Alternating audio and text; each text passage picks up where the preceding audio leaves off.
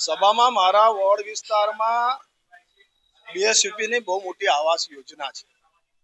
સર્વોદય નગર છે, સંતોષી નગર છે, શિવાજીપુરી છે અને બીજા કેટલાય મકાનો ત્યાં અંડર કન્સ્ટ્રક્શન થઈ રહ્યા છે.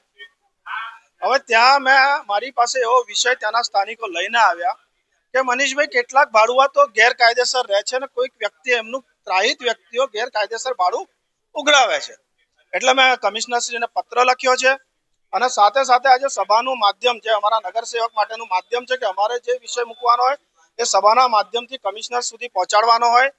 પત્ર પણ લખ્યો છે અને આજે સભા હતી તો મેં એમની રજૂઆત પણ કરી છે કે આ વાતમાં આપ લોગ જઈને આપના બીએસયુપી ના અધિકારીઓને મોકલો, ચેક કરો કે ભાઈ આ મકાન કોના નામે એલોટ થયું છે, આ મકાન ભાડે છે, માલિક પોતે રહે છે કે શું શરત ભંગ થાય છે કે નથી થતી. આ વિષયની રજૂઆત આજે મેં ત્યાં કરી છે